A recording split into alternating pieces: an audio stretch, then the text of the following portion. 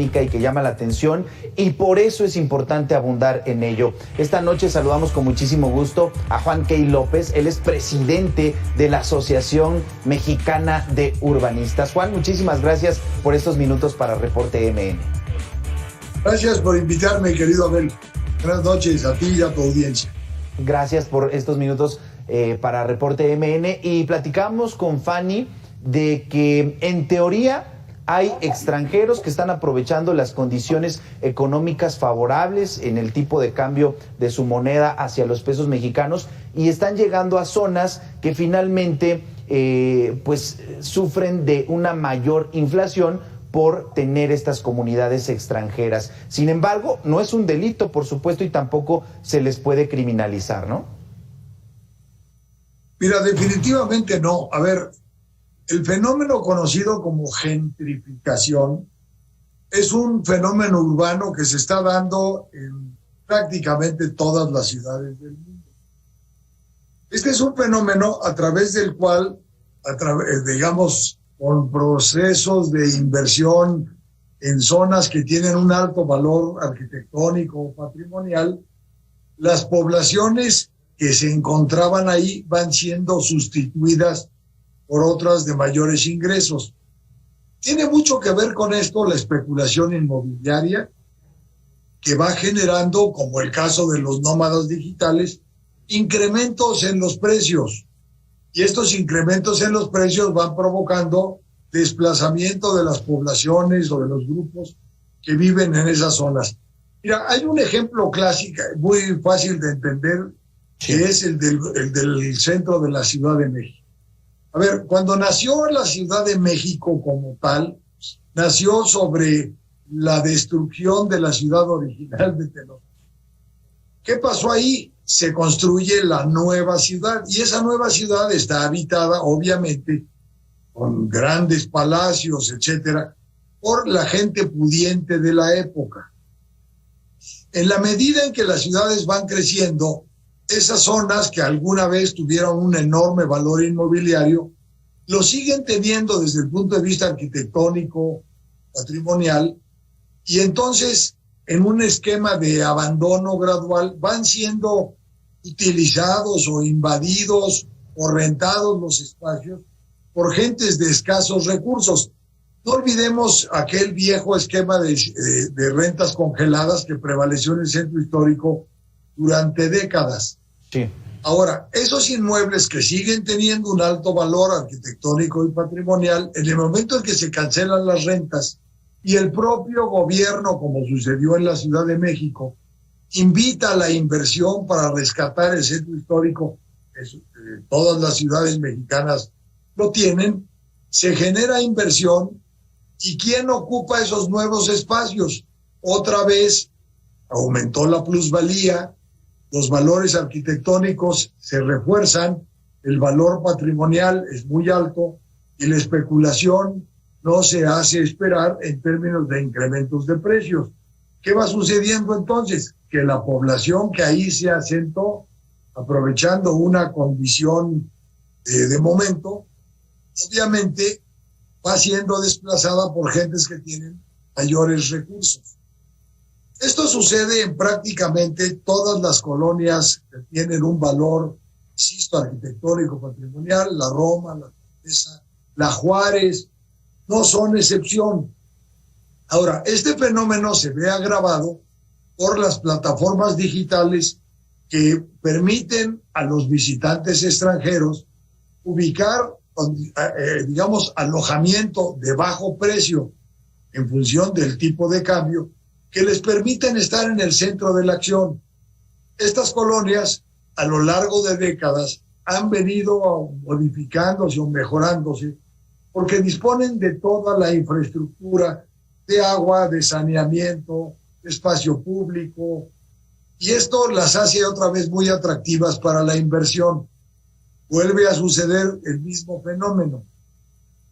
Digamos, las elevadas inversiones provocan elevados precios, y estos precios afectan a las gentes que ahí vivían, que prefieren vender o incluso son hasta extorsionados para que vendan y se tienen que ir a otras partes. Y estas zonas se empiezan a caracterizar porque tienen cafés de alto nivel, restaurantes veganos, galerías de cierto tipo, librerías especializadas. Y entonces el fenómeno de gentrificación avanza en perjuicio de los moradores que ahí se encontraban antes de que surgiera ese boom inmobiliario. Ahora, hay países, hay ciudades que están empezando a tomar medidas para evitar que este fenómeno que desplaza a gran cantidad de personas, porque hace imposible que puedan pagar una renta en esos sitios, se empieza a generar un fenómeno que es brutalmente injusto. Se va desplazando población de menos recursos por otra de mayores recursos por el fenómeno de la especulación, aunque no hay que negar que también hay elementos de inversión importantes que las hacen atractivas. El Fondo Monetario Internacional ha hablado, por ejemplo, de generar nuevos impuestos o condiciones fiscales tales que hagan que la gente que está ahí, sea mano en la adquisición o en la conservación de sus inmuebles, o en su caso que sean beneficiarias fiscalmente de la venta de sus propiedades y no estén a merced de la especulación inmobiliaria que es brutal. Claro.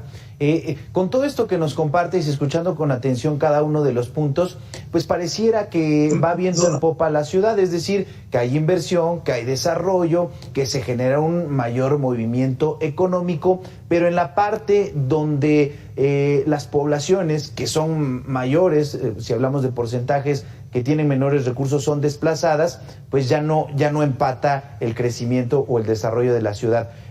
Preguntarte, ¿sí está haciendo algo la Ciudad de México para atender a estas personas o estamos cayendo nada más solamente en la parte de invertir, generar economía como se pueda? A ver, yo creo que la ciudad como, digamos, en la atención a este fenómeno no está haciendo gran cosa. La prueba de ello es, por ejemplo, lo que sucedió hace unos días con la inauguración de la torre esta, tengo que decir el nombre, mítica, que generó grandes protestas al sur de la ciudad, en la delegación Benito Juárez, que es, por cierto, una de las más afectadas por el fenómeno. Ahora, es curioso, el origen del fenómeno en la Benito Juárez, o es en la Venustiano Carranza o en la Constitución, lo generó aquel bando 2 que fue promulgado por el entonces jefe de gobierno, hoy presidente de la República, para impulsar la inversión en zonas de la ciudad que tenían bajos niveles de población. Entonces se dijo, vamos a impulsar la inversión en estas 4 delegaciones, vamos a suspenderla en las otras 12. El fenómeno salió exactamente al revés. Se generó un enorme valor de suelo, porque era el único sitio donde se invertir. La especulación inmobiliaria creció a niveles inimaginables y hoy estamos viviendo un fenómeno contrario. Estas áreas urbanas están siendo pobladas, no sobrepobladas, pero se provocó una enorme expulsión de la población a la que en el origen se pretendía beneficiar. Entonces, el fenómeno no ha sido atendido, por el contrario, después se llegó a hablar de los cárteles inmobiliarios que de la mano de la autoridad incluso hacían más metros o más pisos de los estados de origen. Pero el fenómeno de gentrificación sigue avanzando y sigue perjudicando sobre todo a las clases medias de menor nivel de la Ciudad de México.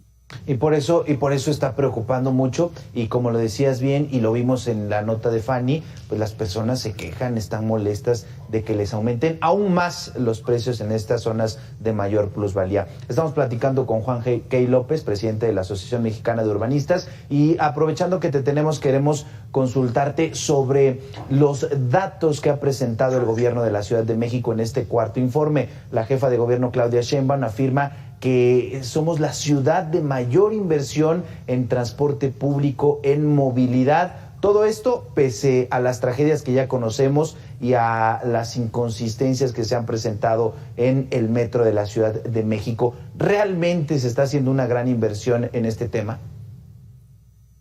Mira, Abel, yo creo que vale la pena empezar señalando que la Ciudad de México está habitada en más de un 50% de su población, de sus 9 millones de habitantes, por gente de muy bajos recursos o en condición de pobreza.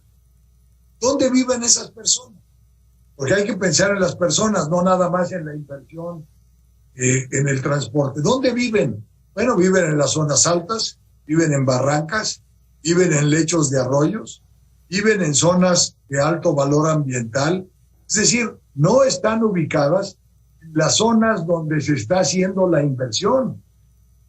Se habla del Metrobús, se habla de haberle metido dinero al metro después de años de no hacerlo, en términos de mantenimiento.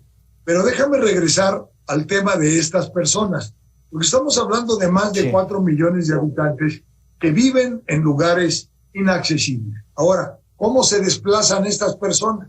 Bueno, se generó, por ejemplo, un sistema de transporte muy encomiable, por cierto, y hay que aplaudirlo, el del cablebús.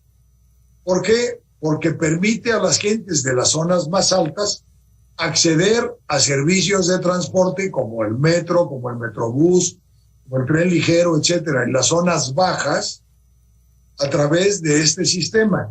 Pero a ver, ¿cómo le hacen estas personas para llegar al cablebús? En sus colonias precarias, sin pavimento, etcétera.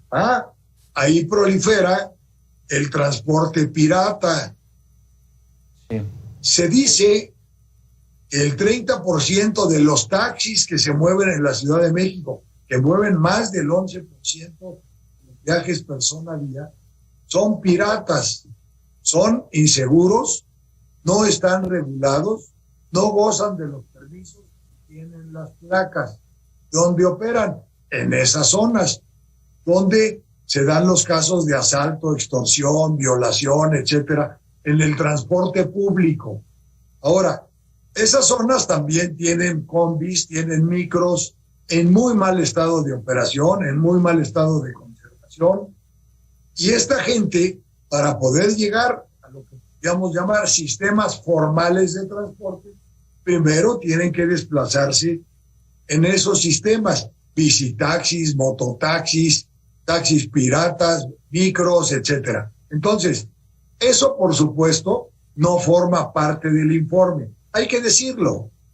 Sí se está invirtiendo, cosa que no se había hecho en los 3 años anteriores, por ejemplo, en la línea 1 del metro. Bueno, pero en la línea 1 del metro se presentaron problemas graves de choques de trenes, los sistemas eran obsoletos, es la más vieja, los sistemas de control de tránsito eran prácticamente inexistentes. Se quema el cerebro maestro del metro, recordarán ustedes, en la estación Buen Tono, hace apenas un año, en enero del 2021.